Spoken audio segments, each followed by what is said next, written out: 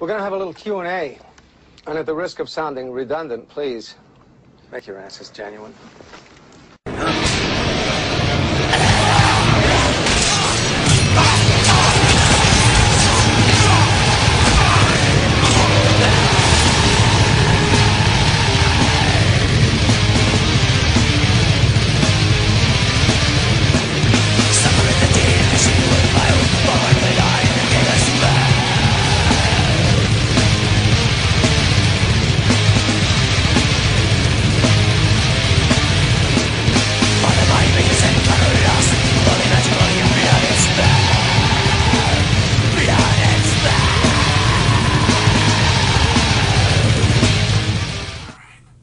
Oh, this isn't even a killer question.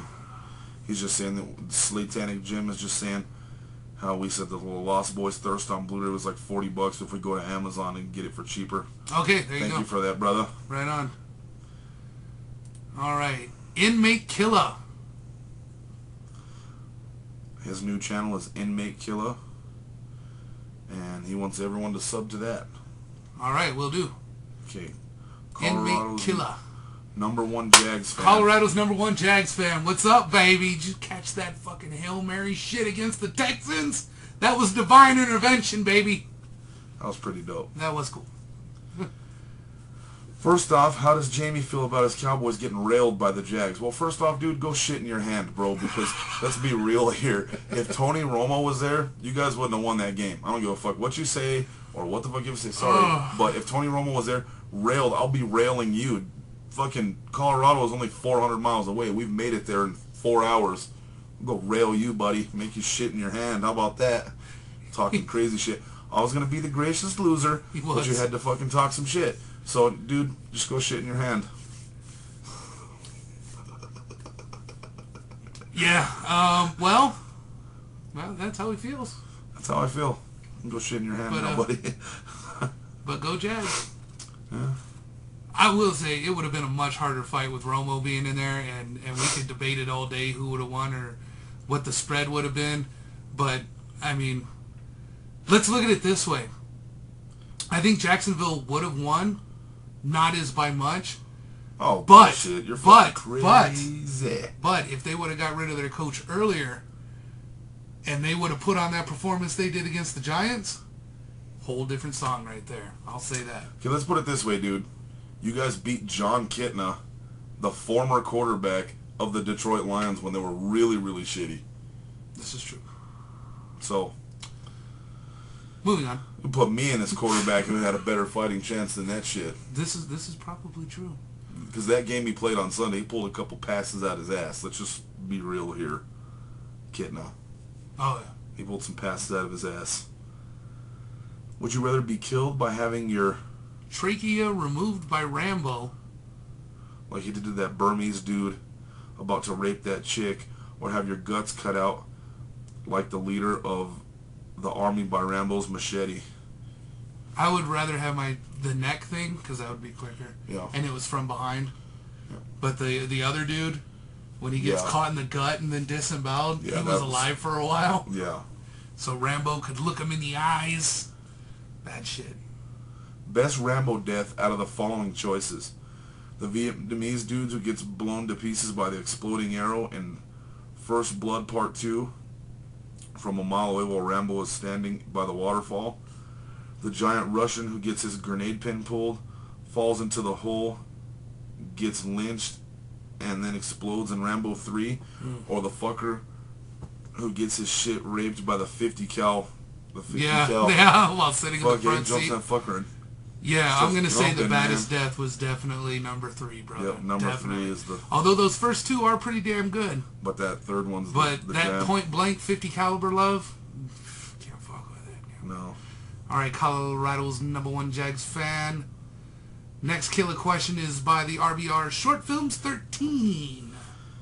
Since the Hatchet and Laid to Rest series are both owned by Anchor Bay, do you think they'll ever make a Victor Crowley versus Chrome Skull, and who do you think would win? It's a possibility that could happen, only if the ideas dry up. I mean, I don't really see that happening anytime soon. I hope that wouldn't happen. I wouldn't want to fight. They're too cool. They are too cool, Well, but I put my money on VC. In this era of remakes, we don't need original characters throwing down like that. We need original characters to continue in their own. But movies. if they did, I'd put my money on VC. Yeah, so would I. But I think Victor Crowley would get fucked up a little bit. Little bit. Oh yeah, I mean it's not going to be a one-sided ass kicking, one-legged man in an ass-kicking contest, as good old JR would say. But yeah.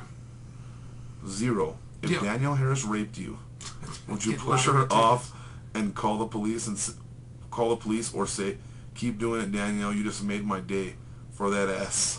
Well, I'll tell you this right now. If I did call the police, it would be to brag. I mean, like, 911, what is your emergency? I just want to make sure this is real.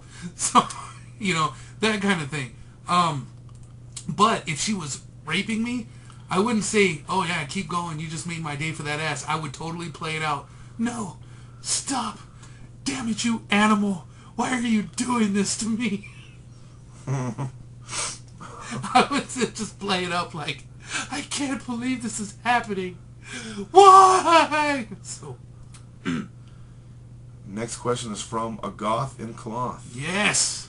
What's my man up to here? Has Jamie Myers read my last question? What would he do? What was his last question? That's the one where I tattoo all the horror icons on the dude, right? And then he goes out and he starts killing all the people responsible for the remakes of that genre or that icon.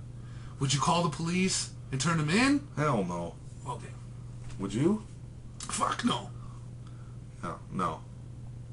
No dice on calling him in. Calling the police. And then there was a little bit more to it. Crap, I can't remember, but there was the Bloody Machete weekly trivia round. All right. Holy shit, we got time. We're at 6 minutes. We'll just rip through them. Okay, Jack and Sally aren't even in this part of the movie. Instead, their friend sets the tone of the film, ironically. Watching a cliché horror movie in her house before she's attacked by an unknown assailant. The opening sequence of a film is often the best chance to exhibit a gratuitous kill to set the mood. Which of these films did not include a death like this before the title screen appeared? Let's see, Hatchet 2 did. Scream did. Saw 2 did. Blair Witch Project. Considering the recent murders, Jack and Sally stayed at home and locked the doors and windows.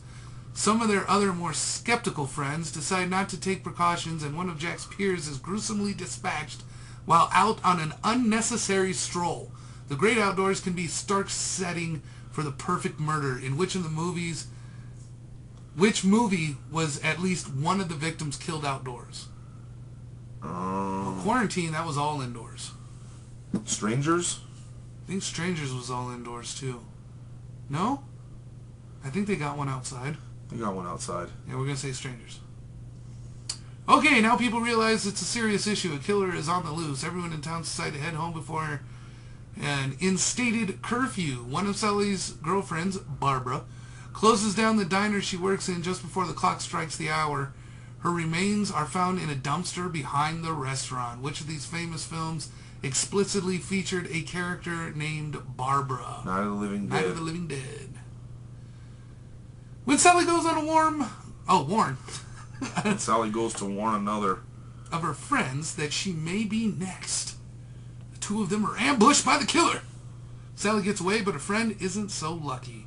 She's thrown from the balcony of a sorority house. She runs back to Jack's consoling embrace and back into their house. A gratuitous setting with obvious intent is a cliché horror film. Which of these movies did not involve deaths at a sorority house? Decoys? Yeah, Decoys. Alright. Still got time for that ass? Yep. Jack and Sally call the police looking for help, informing them that many of their friends have been murdered. Jack and Sally wait for a squad car to pull up and take them to safety. The squad car never arrives.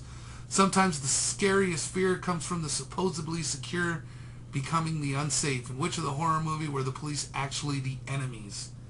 Texas Chainsaw Massacre 2003. Yep. I like how he's doing this. Uh-huh. This is really cool. Before any safety can come to Jack and Sally, a momentary talk between the two of them is interrupted by a pickaxe thrown directly in between them. Though it misses and strikes a nearby wall, the two of them are forced to flee into the dark, reputably haunted forest. 3D gimmicks. Can't have enough of those in our cliche horror film. Which of these 3D movies are you likely to see a 3D pickaxe thrown towards the camera? My Bloody Valentine 3D. After several near misses at the hands of the killer, Jack and Sally both decide to set a trap to catch their killer once and for all. With the MacGyver-like cleverness, the two create a semi-elaborate snare and successfully trap their masked murderer. Usually horror villains don't fall for this type of ruse, but in our film, it keeps the audience on the edge of their seats. In which of these films were the victims able to turn the tables on their killers with a trap? P2. What's P2? I don't know. I don't know P2. Well, I know it ain't 28 Weeks Later. Those are zombies. Same with the Crazies. No, they turned the tables on the killers and the crazies. The original? Yeah, and the remake. Oh, okay. Well, let's go with Crazies then. Yep. Jack and Sally unmasked the killer to find that it was Jack's half-brother all along. They should have known. All the evidence pointed at him. It falls into place. Little do they know, though, that their captive killer is already loosening himself from their trap. In which of these horror films was the evil killer literally unmasked? Nightmare on Elm Street? No. Darkness Falls? No. No. Paranormal Activity? No. Gotta be Pulse. It's gotta be. Oh no, the killer is broken free! Jack and Sally run from their unmasked man, but find themselves on the edge of a ravine in a heroic act. Jack sacrifices himself to tackle his half-brother over the cliffside. Aye. In which of these films was the female character the only survivor? Friday the 13th, 1980, Predator, Deep Blue Sea, The Thing. Friday the 13th, 1980, baby. It seems everything has returned to its status. As the camera zooms into the killer's corpse at the bottom of the ravine, his hand clenches into a fist. Is it truly the end? In which of the movies did the killer survive to wreak havoc in a sequel? Saw? Saw. Definitely Saw. Yep. Because he got... That was the coolest part of Saw. Was when he got up from the floor and you were like, God damn, he was there the whole time! Yeah, remember we were like, oh shit, when we watched that, we were like, damn, Yep. that's good shit. Oh shit. Yep, we did that. Do-do-do-do-do. Just Twisted. KQFDA. Still working on a saga. That's not a question. Yeah. That's not a question, bro. But we did give you a shout out. Yeah, we already did that. Yeah.